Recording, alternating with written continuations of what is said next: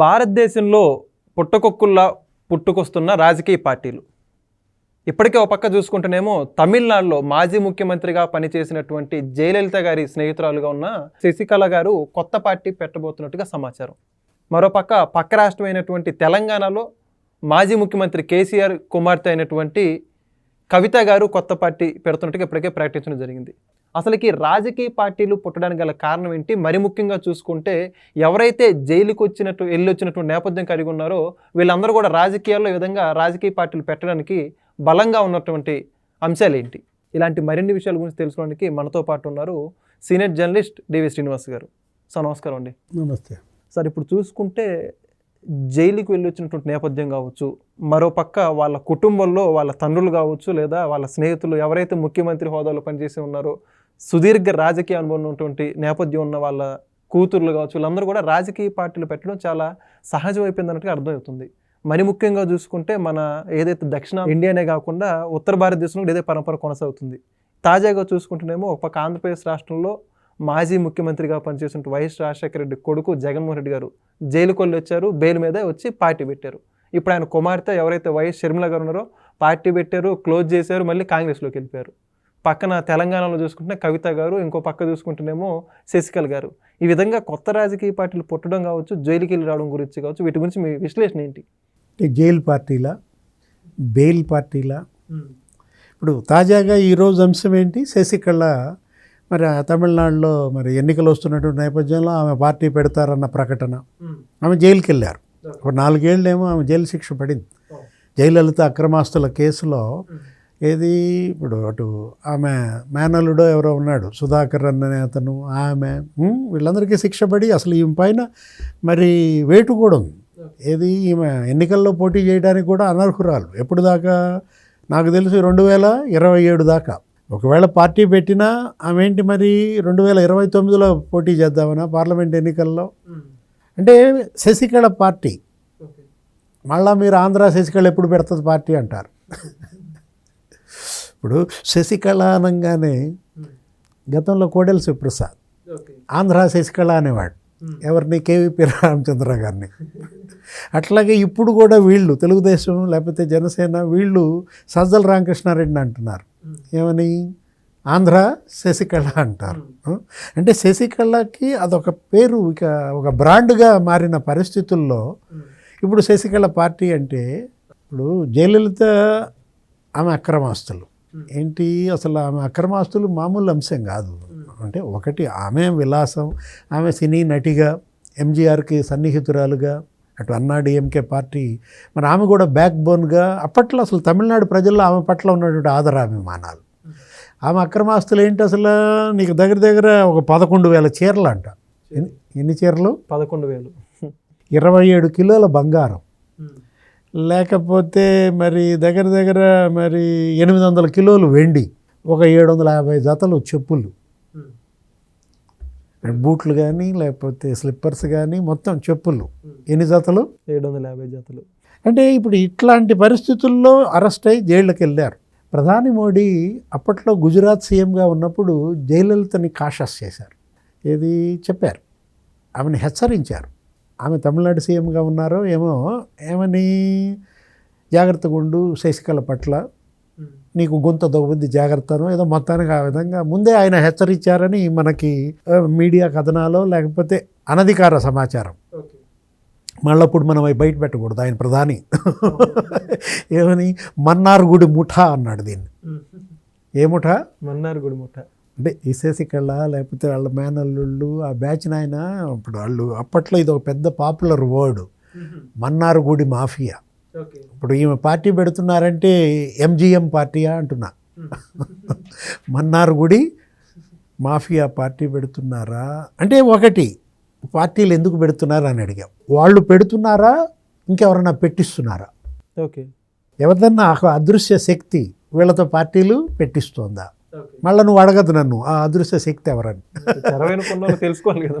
ఇప్పుడు పార్టీలు పెడుతున్నారా లేక పార్టీలని పెట్టిస్తున్నారా? అంటే గెలుపు కోసం పెట్టిన పార్టీలా, ఇతరులను గెలిపించడం కోసం పెట్టిన పార్టీలా? రకరకాల వ్యాఖ్యానాలు మనకు వస్తున్న దీంట్లో అదే కవిత కూడా పెడుతోంది అన్నారు కదా, అవి మరి తెలంగాణ జాగృతి పార్టీయా లేకపోతే ఇంక వేరే ఏమైనా పేరు పెడుతున్నారా, లేదు అసలు వాళ్ళది పాత పేరే పెట్టుకుంటున్నారా, టీఆర్ఎస్ఆ తెలంగాణ రాష్ట్ర సమితి, అసలు ఇప్పుడు బీఆర్ఎస్ అయిపోయినట్టుంది, అప్పటి నుంచే దానికి శని పట్టినట్టుంది, ఆ పేరు మార్చుకున్న దగ్గర నుంచే పతనం ప్రారంభమైందో ఏమో కానీ ఉట్టికెక్కలేనమ్మా స్వర్గానికి ఎక్కినట్టుగా ఆయన అసలు జాతీయ పార్టీ అని చెప్పి మహారాష్ట్రలో పోటీ చేస్తా, కర్ణాటకలో పోటీ చేస్తా, కుమారస్వామిని కూడా పిలిపించాడు. అప్పుడు ఆ బీఆర్ఎస్ జాతీయ పార్టీ ప్రారంభోత్సవ వేడుకల్లో ఢిల్లీలో ఆఫీస్ అసలు అందరినీ పిలిపించి కండవాలు కప్పి, మనకి నాగపూర్ నుంచి వచ్చేవాళ్ళు వాళ్ళకి గులాబీ కండవా కప్పేవాళ్ళు, అక్కడ పార్టీల సంగతి ఏమో కానీ తెలంగాణలోనే పీక్కుపోయింది, జెండా బీకేసే పరిస్థితి వచ్చింది ఆ పార్టీ బీఆర్ఎస్. ఇప్పుడు కేసీఆర్ కుమార్తె అసలు పార్టీ పెడుతోంది, తండ్రిపైనే ఇవాళ సవాల్ చేస్తుంది, అన్నపై సవాల్, హరీష్ రావుపై సవాల్ మనం చూసాం విన్నాం. ఏది హరీష్ రావు పలానా చోట స్కామ్లను రోజుకో స్కామ్ బయట పెడుతోంది. అసలు బీఆర్ఎస్ ఎమ్మెల్యేలు ఎక్కడెక్కడ ఏ నియోజకవర్గంలో ఏ ఎమ్మెల్యే ఎంత తిన్నాడో మాధవరం కృష్ణారావు దగ్గర నుంచి మనం చూసాం, జగదీష్ రెడ్డి దగ్గర నుంచి ఏది లిల్లీ పుట్టో ఏది అన్నట్టుంది. కవిత ఇవాళ పార్టీ పెడుతోంది, కవిత ముఖ్యమంత్రి కావడం కోసమా, లేదు అసలు బీఆర్ఎస్ని నాశనం చేయడం కోసమా, ఇంకెవరినన్నా గెలిపించడం కోసమా? నేను అంటోంది అదే, ఇప్పుడు శశికళ పార్టీ పెట్టినా శశికళ పెడుతోందా ఎవరన్నా పెట్టిస్తున్నారా అంటున్నా అదే. ఓకే, ఎందుకంటే జైళ్ళకి వెళ్ళి వచ్చిన వాళ్ళు వీళ్ళందరూ. ఇప్పుడు జగన్మోహన్ రెడ్డి కూడా జైలుకి వెళ్ళి వచ్చిన ఆయన, ఎన్ని నెలలు ఉన్నాడు ఆయన, 16 నెలలు ఏమన్నట్టున్నాడు, మీరే చెప్పారు. అప్పట్లో కన్నబాబే అనేవాడు దీన్ని జైలు పార్టీ అనేవాడు, కురసాల కన్నబాబు.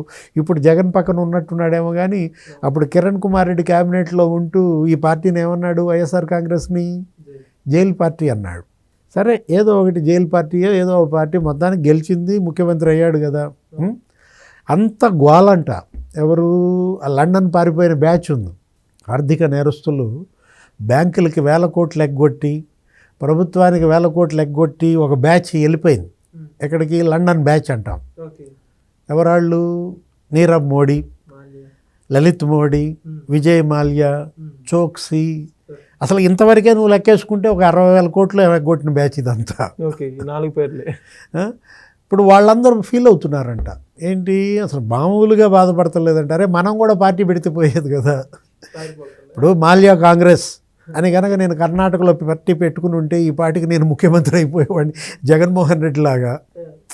అనవసరంగా ఇక్కడికి వచ్చి వీళ్ళతో పాటు ఈ డాన్సులు వేసుకోవాల్సిన పరిస్థితి వచ్చింది నాకు అని విజయ్ మాల్యా, లేకపోతే లలిత్ మోడీ, లేకపోతే నీరవ్ మోడీ వాళ్ళంతా చాలా ఫీల్ అవుతున్నారంట. అంటే జనాన్ని ఎలా మోసం చేయొచ్చు, వాళ్ళకేమో ప్రభుత్వాన్ని మోసం చేయడం వచ్చు, లేదు బ్యాంకులను మోసం చేయడం వచ్చు, కానీ జనాన్ని మోసం చేయలేదు. జనం సొమ్ము తిన్నారు, జంప్ అయ్యారు. జనాన్ని ఎలా మోసం చేయొచ్చో జగన్ దగ్గర మనం కొద్దిగా ట్యూషన్ చెప్పించుకుంటే బాగుండేది. ఏది ఇట్లా పార్టీ పెట్టేసి మీకు ఇవాళ అసలు మొత్తం హామీల మీద హామీలు గుప్పిచ్చి ఒక 600 హామీలు ఏమి ఇచ్చాడు, గెలిచిన తర్వాత ఒక హామీ కూడా నెరవేర్చకుండా 99% హామీ అమలు చేశానని చెప్పేసి టోపీ పెట్టేశాడు కదా. ఇప్పుడు కొత్త పార్టీలు, అసలు ఇక్కడ విషయం ఏంటంటే ఈ పార్టీలు సరే, ఈ కొత్త పార్టీలు మీరు అన్నారు పుట్టుకుక్కల్లాగా పుట్టుకొస్తున్నాయి అంటూ, ఇవన్నీ మఖలో పుట్టి పుబ్బలో పోయే పార్టీలు. ఎన్టీఆర్ మరి ఆయన వాడిన పదాలు చెప్పాలంటే ఆయన అనేవాడు అప్పట్లో, ఏమని, మఖలో పుట్టి పుబ్బలో పోయే పార్టీ. నాకు అర్థమయ్యేది కాదు, ఈ మఖ ఏంటి పొబ్బ ఏంటి అనుకుని మొత్తం ఇల్లు చూసేవాడిని అప్పటినే. అట్లా ఇప్పుడు ఇవి మఖలో పుట్టాయి పుబ్బలో పోతాయి వేరే విషయం. ఇంకొక పార్టీ ఉంది ఇక్కడ, ఏంటి అది? మాయావతి గారు పెట్టిన పార్టీ. ఆమె కాదులే, కాన్షీరామ్ గారు పెట్టిన పార్టీ ఆమె ఎత్తుపోయినట్టుంది. బిఎస్పియా, బహుజన సమాజ్ పార్టీ. అసలు ఒక టైంలో అది జాతీయ పార్టీ, అసలు మామూలుగా కాదు, కాంగ్రెస్నే గడగడలాడిచ్చింది. అనేక రాష్ట్రాల్లో వాళ్ళు అధికారంలోకి వచ్చేసిన పరిస్థితుల్లో ఆమె ఉత్తరప్రదేశ్ సీఎంగా, ఇంకా మిగతా చోట్ల కూడా పంజాబ్, రాజస్థాన్ బాగా స్ప్రెడ్ అయిన పార్టీ ఇవాళ ఎక్కడుంది? అది కూడా పుబ్బలో పోయిందా? అంటే బిఎస్పి అంటే కేసుల్లో పడి జైళ్ళకు వెళ్ళి లేకపోతే అవినీతి కుంభకోణాల్లో కూరుకుపోయిన నాయకులు పెట్టిన పార్టీల పరిస్థితులు చెప్తున్నాను. అంటే ఇప్పుడు ఇదేంటి, ఇంకొక పార్టీ ఇప్పుడు అసలు సుల్తాన్ సలావుద్దీన్ ఓవైసీ పెట్టారు, అసదుద్దీన్ ఓవైసీయా, అక్బరుద్దీన్ ఓవైసీయా, ఇప్పుడు ఈ brothers MIM, all India Majlis Ittehadul Muslimeen MIM party. అసలు అది తెలంగాణలో పోటీ చేయదు, దేశం మొత్తం పోటీ చేస్తుంది. గాలిపటం ఏంటి వాళ్ళు గుర్తు, గాలిపటం ఇక్కడ మన దగ్గర ఎగరట్లా, ఎక్కడ ఎగురుతుంది, బీహార్లో ఎగరేస్తానంటాడు, లేకపోతే మహారాష్ట్రలో ఎగరేస్తానంటాడు. గెలుస్తున్నారు కూడా అక్కడక్కడ, 3-4 పెడుతున్నారు, గెలుస్తున్నారు. కాకపోతే గెలిచిన వాళ్ళు ఉండట్లా, ముఖ్యమంత్రిగా ఏ పార్టీ వస్తే అందులోకి మారిపోతున్నారు. కానీ ఈ పార్టీలు వీటి యొక్క లక్ష్యాలు ఎందుకోసం? ఇప్పుడు అసదుద్దీన్ ఓవైసీ ఎంఐఎం పెడితే ఇక్కడ మొత్తం తెలంగాణలో పోటీ చేయాలి, కానీ ఆయన ఆ 7 ప్యాకెట్స్ దాటి బయటకు రాడు. 7 ఎమ్మెల్యేలకి ఆయనకి ఎప్పుడు గంప కొత్తగా ఆయనే అనమాట. ఎక్కడ పాత బస్తీయో ఏదో, పాత బస్తీకి ఆయనే సీఎంలే. దాన్ని ఒక స్టేట్ కింద నువ్వు తీసుకుంటే, అంటే ఒకటి ఇక్కడ వాళ్ళ సొంత అజెండా, వాళ్ళ స్వలాభం అంతే తప్ప జనలాభం లేదు. జనం కోసం పెట్టిన పార్టీలు ఇవి కావన్నమాట. మరి ఆ జాబితాలో ఇప్పుడు కవిత గారు, కవిత కోసం పెడుతున్న పార్టీ అంటావా? లేకపోతే శశికళ కోసం పెడుతున్న పార్టీ అంటావా? ఎవరో మాత్రం వీళ్ళ జుట్టు వాళ్ళ చేతుల్లో ఉందబ్బా. ఓకే, ఏది ఈ జైళ్ళకి వెళ్ళి వచ్చిన వాళ్ళ బ్యాచ్ అందరి జుట్టు ఎవరి చేతుల్లో ఉందంటావు? ఆ జుట్టు పట్టుకుని ఆడిస్తున్నారా, ఈ పార్టీలు పెడుతున్నారా? కాబట్టి జుట్టు ఇతరుల చేతుల్లో పెడితే వచ్చే అనర్థం ఇదే. Okay, thank you sir. నమస్తే.